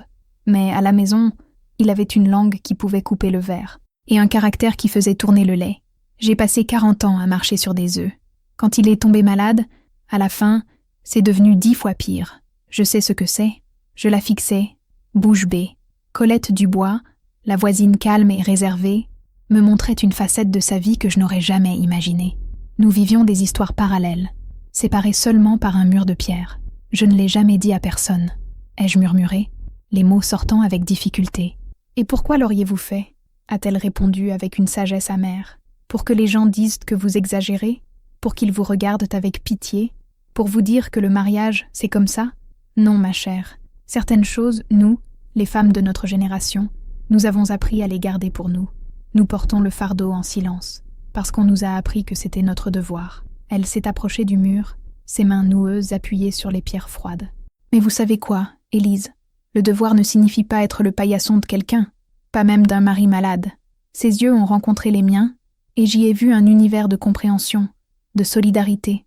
Ce n'était pas de la pitié, c'était de la reconnaissance. C'était la force silencieuse d'une femme qui avait parcouru le même chemin épineux que moi. « Vous faites ce qu'il faut, quoi que vous prépariez », a-t-elle dit, avec une conviction qui m'a donné des frissons. Les hommes comme Gérard, comme mon Pierre, ils ne changent pas avec l'âge ou la maladie. Ils perdent juste leurs jambes, mais le venin reste dans leur langue. Ne le laissez pas vous empoisonner jusqu'à la fin. Sur ce, elle s'est retournée et est revenue à ses lavandes, comme si la conversation la plus importante de nos vies ne venait pas d'avoir lieu. Je suis restée là, le sécateur toujours à la main, le cœur battant la chamade. La validation de Sophie avait été un cadeau, le soutien d'une fille aimante. Mais la solidarité de Colette était quelque chose de différent. C'était le témoignage d'une égale, de quelqu'un qui avait mené la même guerre invisible. À ce moment-là, le mur entre nos jardins ne semblait plus être une barrière. Il ressemblait à un pont, et j'ai réalisé que je n'étais pas aussi seule que je le pensais. Il y avait d'autres femmes comme moi, dans d'autres maisons, avec d'autres maris, portant leur fardeau en silence. Mon combat n'était pas seulement le mien, c'était le combat de beaucoup. Et cette prise de conscience m'a donné une force renouvelée. Je ne faisais pas cela seulement pour moi, ou pour les futures infirmières. Je le faisais pour Colette, pour ma mère, pour toutes les femmes à qui l'on avait appris à se taire et à supporter. La combinaison du soutien de Sophie et de la solidarité inattendue de Colette a allumé une nouvelle flamme en moi. Ce n'était plus une flamme de colère ou de peur, mais une flamme froide et constante de détermination. Mon attitude envers Gérard a changé. Je n'étais plus soumise, ni n'essayais d'anticiper ses désirs pour éviter les conflits. Je faisais ce qui était nécessaire, sa nourriture, son hygiène, ses médicaments, avec une efficacité professionnelle, mais dépourvue de toute chaleur ou émotion. J'étais une soignante, plus une épouse éponge. Il a immédiatement perçu le changement. L'absence de ma peur le déséquilibrait. La peur était la monnaie avec laquelle il achetait son pouvoir sur moi, et soudain, j'étais en faillite. « Qu'est-ce que tu as, Élise ?» a-t-il demandé un après-midi, alors que je changeais le pansement d'une petite escarre qui s'était formée sur son talon. « Tu te promènes avec cette mine d'enterrement. On dirait une étrangère dans sa propre maison. » J'ai continué mon travail, nettoyant la plaie avec soin. Je n'ai pas répondu. Mon silence était ma nouvelle arme. Pendant des années, j'avais essayé d'argumenter, de me défendre, d'expliquer, et il avait toujours tordu mes mots, me faisant sentir coupable ou stupide. Je ne jouerai plus à ce jeu. « Je te parle », a-t-il insisté, la voix montant, frôlant l'hystérie. « Tu es devenue sourde ? Ou juste arrogante dans ta vieillesse ? » J'ai fini de mettre le pansement et j'ai commencé à ranger le matériel de soins dans la boîte. Mes mouvements étaient calmes, délibérés. « Réponds-moi, femme !» a-t-il crié, sa voix résonnant dans la chambre silencieuse. Je me suis arrêtée, je me suis retournée lentement et je l'ai regardé. Pour la première fois depuis très très longtemps, je l'ai regardé non pas comme mon mari, non pas comme le père de mes enfants, non pas comme un malade qui avait besoin de soins. Je l'ai regardé tel qu'il était vraiment, un homme amer et cruel, qui se nourrissait de la souffrance des autres. J'ai vu le garçon gâté derrière le vieil acariâtre, l'homme peu sûr de lui derrière le tyran domestique, et il a vu le changement dans mes yeux. J'ai vu une lueur de quelque chose que je n'avais jamais vu en lui auparavant, de l'incertitude, peut-être même une pointe de peur. Il était habitué à me voir recroquevillée, effrayée, m'excusant. La femme qui le regardait maintenant était une étrangère. Mon cœur battait fort, mais je suis restée ferme. Je n'ai pas dit un mot. Ce n'était pas nécessaire. Mon silence criait plus fort que n'importe quelle accusation que j'aurais pu faire. Il criait « Je n'ai plus peur de toi. Ton pouvoir sur moi est terminé. » La confrontation a duré peut-être 30 secondes, mais a semblé une vie entière. L'air dans la pièce était électrique. Il a ouvert la bouche pour dire autre chose, pour lancer une autre insulte, mais les mots ne sont pas venus. Il m'a juste regardé, la bouche légèrement ouverte, la confusion et la colère se mêlant sur son visage. Puis, je me suis retournée et je suis sortie de la chambre, fermant doucement la porte derrière moi. Je suis allée à la cuisine et je me suis appuyée sur l'évier, mes jambes soudainement faibles. Je tremblais, mais pas de peur. C'était l'adrénaline de la rébellion. C'était une confrontation sans parole, mais ce fut la bataille la plus significative de ma vie. Je n'avais pas reculé. Je l'avais affronté, d'égal à égal, et il avait flanché le premier. À partir de ce jour, la dynamique dans la maison a changé de façon permanente. Il est devenu plus instable, Ses insultes sont devenues plus désespérées, plus infantiles. Il essayait de me provoquer, de me tester, cherchant à retrouver la vieille Élise, celle qu'il pouvait contrôler. Mais elle n'existait plus. Je continuais à tout consigner dans mon cahier noir. Chaque cri, chaque tentative de manipulation, chaque crise de colère. Les pages se remplissaient rapidement. Et tandis qu'il devenait plus faible dans sa fureur impuissante, je me sentais de plus en plus forte dans mon silence résolu. Je savais que la confrontation finale était proche. Et, pour la première fois, je ne la craignais pas. Je l'attendais. Suivant le conseil de Sophie, j'ai franchi l'étape suivante, la plus difficile de toutes. Avec le numéro qu'elle m'avait obtenu à Paris, j'ai appelé le service d'assistance sociale de Mâcon. Ma main tremblait tellement que j'ai failli laisser tomber le téléphone. Passer cet appel, c'était rendre tout officiel. C'était porter un problème de famille, un secret gardé sous 7 clés pendant des décennies, au monde extérieur, à la bureaucratie, à des étrangers. Une voix jeune et calme a répondu de l'autre côté. Service social. Bonjour. Bonjour. Ai-je commencé, la bouche sèche. Je m'appelle Élise Marceau. J'appelle au sujet de mon mari. J'ai été transférée à une femme nommée Isabelle Fournier. Elle s'est présentée comme une assistante sociale spécialisée dans les personnes âgées et les soins à domicile. Sa voix était patiente et douce, sans le ton pressé ou condescendant que je craignais de trouver. Le cœur battant, j'ai commencé à raconter mon histoire. J'ai parlé pendant près d'une demi-heure, sans interruption. Isabelle m'écoutait, ne faisant que de petits bruits de confirmation pour montrer qu'elle était attentive. J'ai parlé de l'AVC, des infirmières qui ne restèrent pas, de la solitude, de la fatigue. Et puis, prenant mon courage à deux mains, j'ai parlé de ce qui s'était passé avec Charlotte. J'ai parlé de la violence verbale, de la cruauté psychologique. J'ai parlé de la peur que les jeunes femmes ressentaient et de ma propre révélation. Je m'attendais au scepticisme. Je m'attendais à des questions qui mettraient en doute ma santé mentale ou mes motivations. Au lieu de cela, ce que j'ai reçu, c'est de la validation. « Madame Marceau », a dit Isabelle, quand j'ai finalement arrêté, à bout de souffle. « D'abord, je veux que vous sachiez que je vous crois. Chaque mot. Ce que vous décrivez, malheureusement, n'est pas rare. Nous appelons cela l'abus inversé de l'aidant, où le patient abuse de la personne qui s'occupe de lui. Et l'abus verbal peut être aussi, voire plus, préjudiciable que l'abus physique. Entendre cela, entendre mon expérience être nommée, classifiée, reconnue comme quelque chose de réel par une professionnelle, c'était comme si un poids énorme m'était enlevé des épaules. Je n'inventais rien, je n'exagérais pas. Cela avait un nom. Merci, ai-je murmuré, la voix étranglée par l'émotion. Vous avez été très courageuse d'appeler, a poursuivi Isabelle, et encore plus courageuse de décider que cela devait cesser. Que souhaiteriez-vous qu'il se passe? Quelle serait la solution idéale, selon vous? La question m'a prise par surprise. Personne ne m'avait jamais demandé ce que je voulais. Je ne peux plus m'occuper de lui seul. Pas comme ça. Et il n'est pas sûr de faire venir d'autres personnes dans cette maison. Il a besoin de soins que je ne peux pas donner. Peut-être un endroit, un centre spécialisé, où ils savent comment gérer des patients comme lui. Je comprends. Un transfert vers une unité de soins de longue durée avec un soutien psychiatrique. C'est une possibilité. Mais pour cela, nous devons suivre un protocole. Nous avons besoin d'une évaluation complète de la situation. Cela inclurait une de mes visites à votre domicile, pour observer la dynamique et parler à votre mari. Nous aurions également besoin d'un rapport de son médecin et, idéalement, du témoignage d'une des infirmières qui a démissionné. Pensez-vous pouvoir obtenir les coordonnées de l'une d'entre elles? J'ai pensé à Charlotte. J'avais l'adresse où j'avais envoyé son paiement. Je pense que oui. La dernière, peut-être. Excellent. Et, Madame Marceau, concernant votre sécurité, vous sentez-vous en danger? Pas physiquement. Il ne peut pas bouger. Mais, mentalement, oui. Je sens que je suis à la limite. Je comprends. Nous allons programmer ma visite le plus rapidement possible. Que diriez-vous d'après-demain, à 10h du matin? Et s'il vous plaît, agissez normalement. Ne lui dites pas que je viens. Dites simplement que je suis une employée du service de santé, vérifiant les conditions des soins à domicile. Il vaut mieux qu'il ne se sente pas menacé. Nous avons convenu des détails. Quand j'ai raccroché, j'ai ressenti un mélange de terreur et d'espoir. Le processus avait commencé.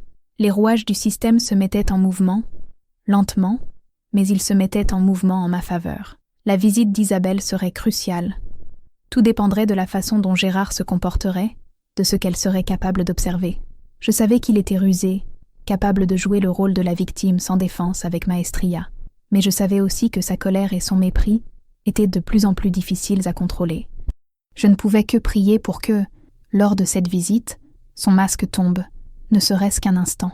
Le matin de la visite d'Isabelle, la maison ressemblait à une scène prête à accueillir une pièce décisive.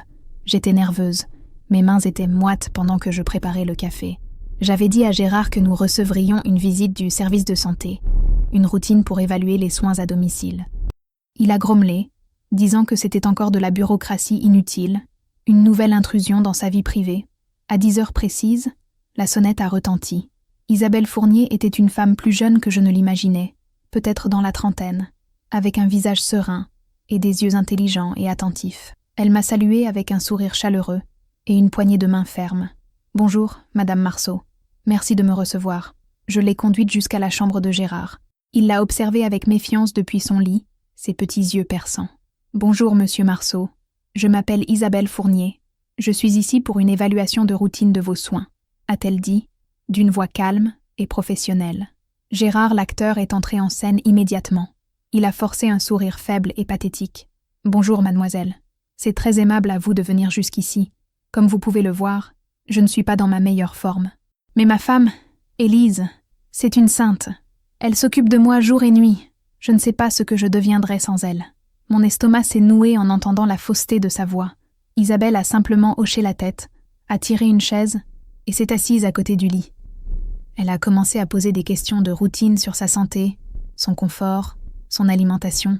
Gérard répondait à tout d'une voix plaintive, se peignant comme un homme noble souffrant en silence, reconnaissant de la dévotion de sa femme.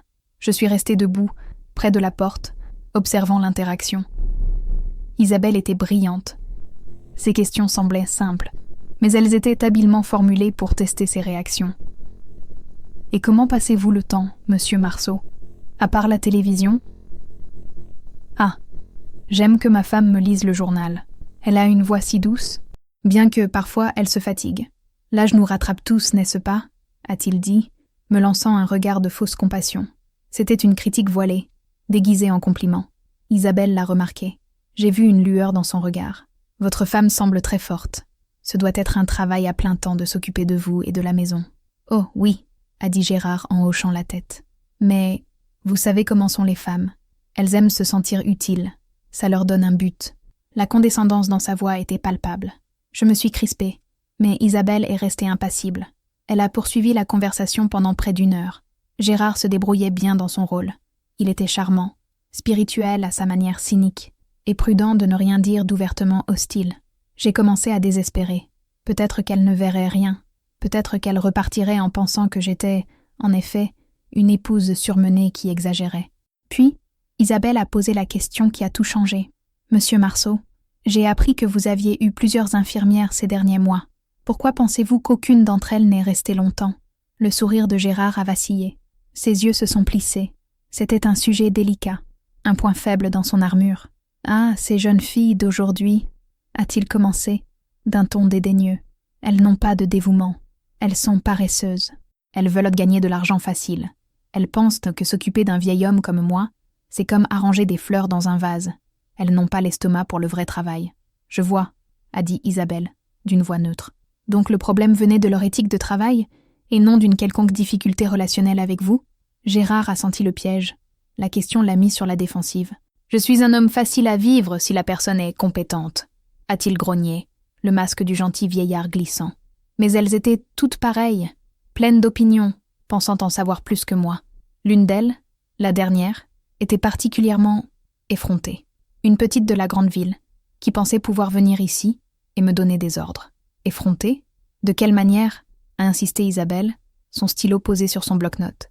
Et c'est là qu'il a commis l'erreur. Sa colère, sa misogynie, son mépris, qu'il avait contenu si longtemps, ont finalement fait surface. Elle se pavanait ici avec cet air de supériorité, avec ce parfum bon marché. Elle me touchait comme si j'étais un objet, sans respect. Les femmes comme elle, elles cherchent les ennuis. Elles provoquent, par leur façon de regarder, leur façon de parler, et après, elles se font passer pour des victimes. Les mots sont tombés dans le silence de la chambre comme des pierres. Ils étaient un écho direct de la saleté qu'il avait dite à Charlotte. La malice dans sa voix était sans équivoque. Il ne parlait plus de compétences professionnelles. Il révélait sa vision tordue et haineuse des femmes. Isabelle n'a pas réagi. Elle a juste pris une note sur son bloc. Mais j'ai vu la confirmation dans ses yeux. Elle avait ce dont elle avait besoin. La visite s'est terminée peu de temps après. J'ai accompagné Isabelle jusqu'à la porte. « Et merci, Madame Marceau », a-t-elle dit à voix basse, une fois que nous étions dehors. C'était très éclairant. Sa perception de la dernière infirmière confirme le schéma d'abus verbal que vous avez décrit. Je vais préparer mon rapport. La prochaine étape est une réunion avec vous, vos enfants et un représentant du conseil de santé. Nous allons trouver une solution pour votre mari et pour vous. Quand j'ai fermé la porte, j'ai ressenti une vague de soulagement si puissante que j'ai dû m'appuyer contre le mur pour ne pas tomber. Le masque était tombé, et quelqu'un, enfin, avait été témoin de la laideur qui se cachait derrière. Sophie a insisté pour que Jean-Luc et elle viennent de Paris le week-end suivant. « Nous devons être là, maman. Nous devons présenter un front uni », a-t-elle dit au téléphone. Ils sont arrivés le vendredi soir. Leur présence a rempli la maison d'une énergie qu'on n'y avait pas vue depuis longtemps. Sophie m'a serré longuement dans ses bras à la porte, une étreinte qui disait tout ce que les mots n'avaient pas besoin de dire. Jean-Luc, quant à lui, semblait tendu, mal à l'aise. Il m'a embrassé sur la joue, mais ses yeux évitèrent les miens. Il luttait encore pour concilier l'image du père qu'il connaissait avec celle du monstre que Sophie et moi décrivions. Gérard, en voyant ses enfants, a essayé d'user de son charme. Il leur a demandé de s'asseoir près de son lit, les a interrogés sur leur travail, sur les petits-enfants. Il voulait créer une atmosphère de normalité familiale, d'un père aimé, entouré de ses enfants dévoués. Le samedi, la tension dans la maison était presque insupportable. Jean-Luc essayait d'entretenir des conversations légères avec son père, tandis que Sophie restait silencieuse, observant, ses yeux vifs ne manquant aucun détail. Je me déplaçais dans la maison, accomplissant mes tâches, sentant le poids de ce week-end décisif. La rupture a eu lieu à l'heure du déjeuner. J'ai servi la soupe dans la salle à manger, un endroit que nous n'utilisions plus depuis des mois. Sophie m'a aidé à apporter un plateau à son père dans la chambre. Jean-Luc s'est assis avec moi à table. « Maman, tu es sûre de tout ça ?» a-t-il demandé à voix basse, quand Sophie est sortie. Papa a l'air comme d'habitude. Grincheux, oui, mais je ne sais pas. Avant que je puisse répondre, Sophie est revenue de la chambre, le visage pâle de colère. « Qu'est-ce qu'il y a ?» ai-je demandé. « Il l'a refait », a-t-elle dit, la voix tremblante. J'arrangeais son oreiller et il m'a dit de ne pas me pencher autant, qu'une femme de mon âge, déjà avec des enfants, ne devrait pas s'exhiber comme ça, que mon mari ne doit pas être satisfait à la maison. Jean-Luc a laissé tomber sa cuillère, qui a heurté l'assiette avec un bruit sec. Il a regardé Sophie, incrédule. « Il a dit quoi ? Tu as entendu ?» a dit Sophie, les larmes lui montant aux yeux. C'était dégoûtant. La façon dont il l'a dit, son regard, c'était exactement comme maman l'a décrit. À ce moment-là, quelque chose sur le visage de Jean-Luc s'est brisé. Le déni, le doute, la loyauté filiale conflictuelle, tout s'est effondré. Il a vu la douleur et l'humiliation sur le visage de sa propre sœur, et finalement, la vérité l'a frappé de plein fouet. Il ne s'agissait plus d'infirmières étrangères. Cela se passait au sein de sa propre famille, sous ses yeux. Il s'est levé de table, le visage un masque de fureur. « Je vais lui parler. »« Non !» avons-nous dit Sophie et moi à l'unisson. « Ça ne sert à rien, Jean-Luc, » ai-je dit, me levant aussi et posant ma main sur son bras. Crier sur lui ne résoudra rien. Ça ne fera qu'empirer les choses. Il se fera passer pour la victime. Il dira que nous sommes tous contre lui. « Alors qu'est-ce qu'on fait ? On le laisse vous traiter comme ça toutes les deux ?» a-t-il demandé, la voix rauque de colère. « Non !» a dit Sophie, en essuyant ses larmes du dos de la main. « On suit le plan.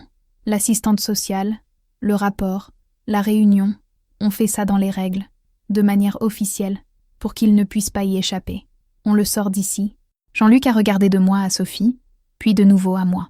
Le combat en lui était visible, mais finalement, il a acquiescé. La colère sur son visage a fait place à une sombre détermination. « D'accord, je suis avec vous, à 100%. » À ce moment-là, dans notre vieille salle à manger, sous la lumière poussiéreuse de l'après-midi, nous sommes devenus une unité. Nous n'étions plus un fils sceptique, une fille solidaire et une mère souffrante. Nous étions 3 personnes unies par un but commun, nous protéger les uns les autres et mettre fin à des décennies d'abus silencieux. Ce commentaire cruel de Gérard à Sophie a été, ironiquement, ce qu'il fallait pour sceller son propre destin. Il a uni ses enfants contre lui d'une manière que rien de ce que j'aurais pu dire n'aurait pu faire. Le front uni que Sophie voulait était formé. Et maintenant, nous étions une force avec laquelle il fallait compter. La réunion a été fixée au mardi suivant, dans la petite salle de réunion de la mairie. Isabelle Fournier serait là, ainsi qu'un médecin du conseil de santé, et nous trois, moi, Jean-Luc et Sophie. L'objectif était de présenter le rapport d'Isabelle et de décider officiellement de la prochaine étape.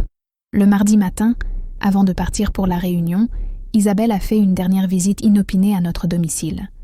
Elle a dit qu'elle avait juste besoin d'une signature supplémentaire de Gérard sur un formulaire de consentement de routine. C'était un prétexte, bien sûr. Elle voulait une dernière observation de l'environnement avant la décision finale. Je l'ai conduite à la chambre. Gérard était de très mauvaise humeur. La présence constante de ses enfants, qui le traitaient maintenant avec une politesse froide et distante, le rendait fou. Il sentait qu'il perdait le contrôle. « Encore ici, mademoiselle ?» a-t-il grommelé quand Isabelle est entrée. « Que voulez-vous maintenant ? Un échantillon de mon sang ? Juste une signature, monsieur Marceau, a dit Isabelle calmement, en lui tendant un presse-papier et un stylo. Gérard a regardé le papier avec dédain. Je ne peux pas tenir ce stylo correctement. Mes mains tremblent. Élise, signe pour moi. Je crains que la signature doive être la vôtre, monsieur, a dit Isabelle. C'est la loi. La colère de Gérard, qui bouillait sous la surface depuis des jours, a finalement explosé. Il n'essayait plus d'impressionner personne. Il était acculé et furieux. La loi ? Quelle loi ? La loi qui permet à des bureaucrates inutiles d'envahir la maison d'un homme et de le traiter comme un criminel ? Vous tous, vous êtes tous de mèche contre moi, a-t-il crié, le visage devenant rouge. Il s'est tourné vers moi, les yeux étincelants de haine. Et toi, tu es la pire de toutes. Tu as amené ces gens dans ma maison. Tu essaies de te débarrasser de moi, n'est-ce pas ? Après tout ce que j'ai fait pour toi, je t'ai sorti de la misère. Je t'ai donné un nom, une maison. Et c'est comme ça que tu me remercies, en montant la tête de nos enfants avec tes mensonges, tes fantasmes de victime. Il criait si fort que j'ai reculé instinctivement. Ses paroles étaient du pur venin, un torrent d'accusations et d'insultes qu'il gardait depuis des années. Tu es une vieille ingrate et manipulatrice. Tu as profité de ma maladie pour retourner tout le monde contre moi. Mais tu n'y arriveras pas. Je vais mourir dans ce lit, dans cette maison. Et tu devras t'occuper de moi jusqu'à mon dernier souffle. C'est ton devoir. C'est ta punition. Le flot de haine était si intense que l'air dans la pièce semblait vibrer. J'étais paralysée, non de peur, mais de choc. Je ne l'avais jamais vue perdre le contrôle de manière aussi complète. Isabelle est restée parfaitement immobile, le presse-papier toujours tendu. Elle n'a pas dit un mot. Elle a juste observé et écouté. Quand Gérard a finalement arrêté, haletant, la bouche écumant légèrement aux commissures, le silence qui a suivi a été assourdissant. Isabelle a repris le presse-papier. « Je pense que nous n'aurons plus besoin de la signature », a-t-elle dit, avec un calme glacial. Elle s'est tournée vers moi. « Madame Marceau, nous pouvons y aller ?» J'ai hoché la tête, incapable de parler. Nous sommes sortis de la chambre, laissant Gérard haletant et tremblant de rage dans son lit. Sur le chemin de la mairie, personne n'a dit un mot. Ce n'était pas nécessaire. L'explosion de Gérard avait été le coup de grâce. Il venait de fournir à Isabelle, de première main, la preuve la plus accablante et irréfutable de tout ce que je disais. Il avait lui-même signé sa propre condamnation, non pas avec un stylo, mais avec sa propre fureur. La réunion, je le savais, ne serait désormais qu'une simple formalité. La décision de la réunion fut unanime et rapide. Sur la base du rapport détaillé d'Isabelle, qui incluait désormais le témoignage oculaire de son explosion, et avec le soutien total de moi et de mes enfants, le Conseil de santé a autorisé le transfert immédiat de Gérard à l'unité de soins de longue durée, Les Chênes, à Autun, une ville plus grande, à 1 heure de route. L'établissement était spécialisé dans les patients gériatriques ayant des besoins complexes, y compris des problèmes de comportement. L'ambulance a été prévue pour le jeudi suivant. Ce furent 2 jours d'un silence tendu et sinistre à la maison. Gérard, épuisé, et peut-être conscient d'être allé trop loin, ne parlait presque pas. Il refusait de manger, tournant le visage vers le mur chaque fois que je m'approchais avec le plateau. C'était sa dernière et pathétique tentative de me punir, de me faire sentir coupable. Mais ça n'a pas marché. J'étais au-delà de la culpabilité. J'étais juste, en attente. Le jeudi matin, Jean-Luc et Sophie étaient avec moi. Leur présence était ma forteresse. Quand l'ambulance blanche s'est garée devant notre maison, le son du moteur diesel brisant le silence du village, mon cœur s'est mis à battre fort. C'était la fin d'une ère. 2 ambulanciers, un homme et une femme, sont entrés avec un brancard. Ils étaient gentils, professionnelle, traitant Gérard avec un respect qu'il ne méritait pas. Quand ils ont commencé à le préparer pour le transfert, le déplaçant du lit au brancard, la réalité de la situation a semblé enfin le frapper. « Qu'est-ce que vous faites » a-t-il crié, en essayant de se débattre, un mouvement futile de son torse et de ses bras. « Élise, dites-leur d'arrêter. Élise !» Je suis restée à la porte de la chambre, Jean-Luc et Sophie à mes côtés, chacun avec une main sur mon épaule. Je ne pouvais pas parler, j'ai seulement regardé. « Élise, tu ne peux pas me faire ça. Je suis ton mari. Dans la santé et dans la maladie, tu te souviens? Tu as fait un vœu. C'est un enlèvement. Au secours. Que quelqu'un m'aide. » Sa voix, autrefois si puissante et terrifiante, sonnait maintenant aiguë, désespérée. Les voisins, y compris Madame Dubois, observaient depuis leurs fenêtres des visages curieux et sombres. Tandis qu'il l'emmenait dans le couloir, il a continué à crier mon nom. « Élise, ne me laisse pas partir. Je t'aime. Élise, s'il te plaît. » La déclaration d'amour, la première en peut-être 20 ans, était la plus cruelle de toutes ces manipulations. Mais elle ne m'a pas atteinte. Il était trop tard. Les mots étaient vides, creux. Ils l'ont sorti, à la lumière du jour. Le soleil semblait briller plus intensément sur la scène. Quand ils l'ont mis dans l'ambulance, il s'est retourné, et ses yeux ont rencontré les miens à travers la porte ouverte. En eux, je n'ai pas vu d'amour. J'ai vu de la haine, de la fureur et, pour la première fois, la défaite la plus absolue. Les portes de l'ambulance se sont refermées avec un bruit sourd. La sirène n'a pas été allumée. Le véhicule s'est simplement éloigné, lentement et silencieusement, tournant au coin de la rue et disparaissant de la vue. Et puis, le silence. Un silence comme je n'en avais jamais connu auparavant. Mes jambes, qui m'avaient soutenue fermement pendant tout le processus, ont soudainement cédé.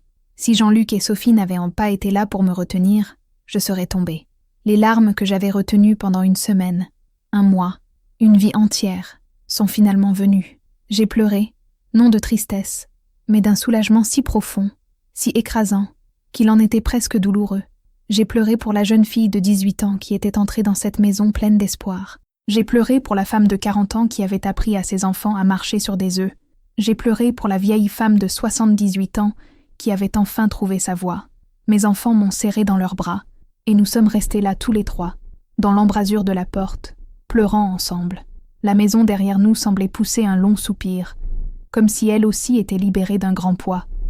L'épreuve était terminée. Dans les jours qui ont suivi le départ de Gérard, la maison semblait être un endroit complètement différent. Physiquement, rien n'avait changé. Les mêmes meubles en chêne foncé, les mêmes rideaux de lin, la même horloge à pendule dans le couloir. Mais l'atmosphère, l'âme de la maison, s'était transformée. Le silence était le changement le plus profond.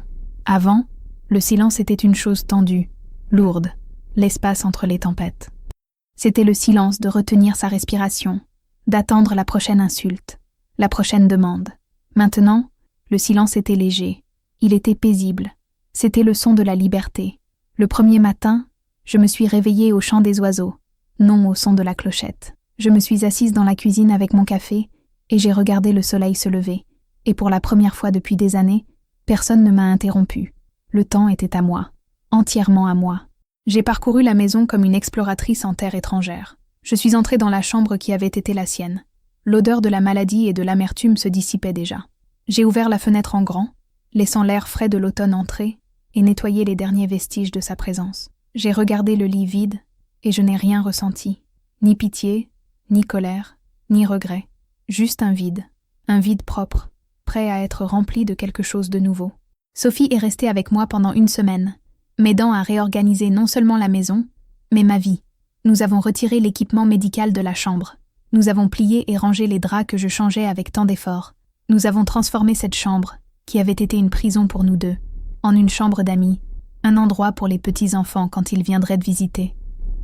Chaque acte de nettoyage, chaque objet déplacé, était un rituel de purification.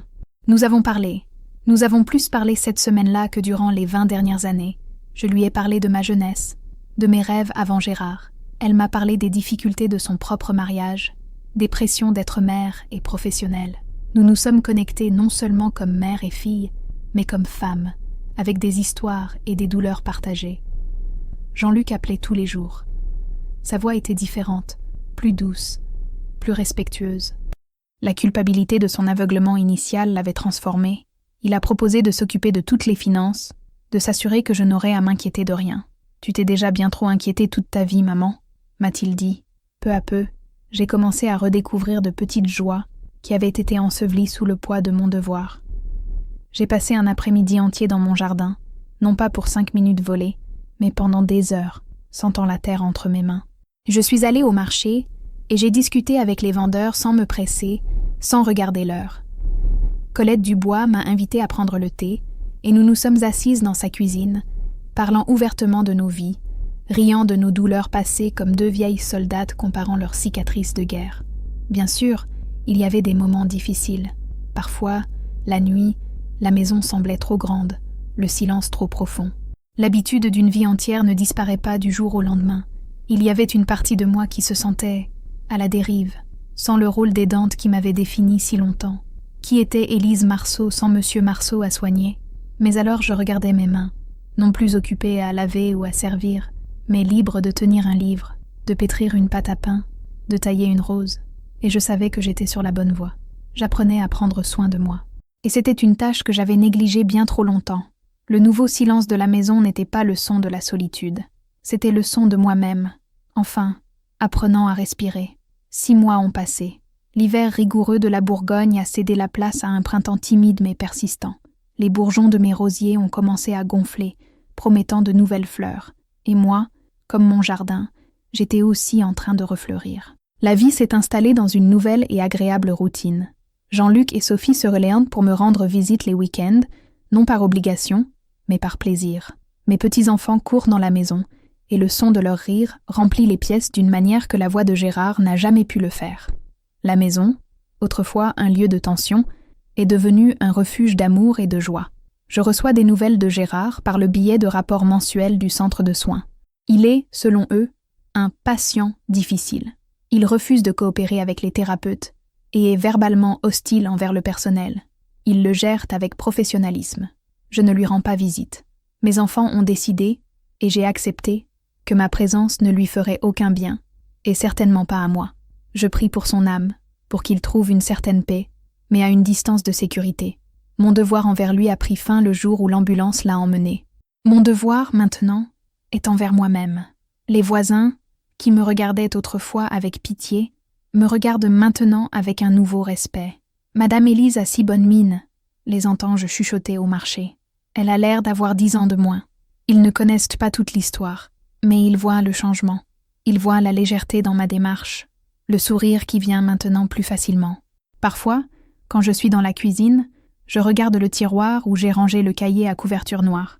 Il est là, un témoignage silencieux de mon parcours. Je l'ai lu une fois, du début à la fin, puis je l'ai refermé. Les mots qu'il contient n'ont plus de pouvoir sur moi. Ils ne sont que le registre d'une bataille qui a été menée et gagnée. J'ai appris, tard dans la vie, que prendre soin de quelqu'un ne peut pas signifier s'effacer, que le devoir n'est pas une licence pour l'abus, et que l'amour, le véritable amour, ne rabaisse pas, n'humilie pas, n'emprisonne pas, il libère. J'ai aussi appris qu'il n'est jamais trop tard pour ouvrir une fenêtre qui est restée fermée trop longtemps. L'air qui entre peut être effrayant au début, il peut soulever de la poussière et tout chambouler, mais il apporte aussi la lumière, la vie, et nettoie la moisissure du ressentiment et de la peur. Mon histoire n'est pas extraordinaire. Je ne suis qu'une vieille femme d'un petit village de la campagne française. Mais je sais qu'il y a d'autres Élises, dans d'autres cuisines, piégées dans leur propre silence, croyant qu'elles n'ont pas le choix. Et si mon histoire, ma voix, peut atteindre ne serait-ce qu'une seule d'entre elles, si elle peut lui donner le courage de trouver la clé de sa propre fenêtre fermée, alors tout le chagrin en aura valu la peine. La fenêtre de ma cuisine est ouverte en ce moment, laissant entrer le soleil du matin, et ma voix, longtemps réduite au silence, est là, partagée avec vous.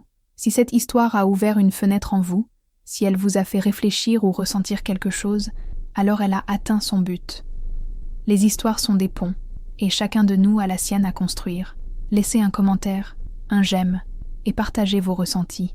Et si ce n'est pas encore fait, abonnez-vous à la chaîne. Car chaque abonnement est comme une nouvelle voix qui rejoint le cœur, une nouvelle brique pour construire d'autres ponts. Et ensemble, nos voix créent un écho qui ne peut pas, et ne sera pas, ignoré. Merci de m'avoir écouté.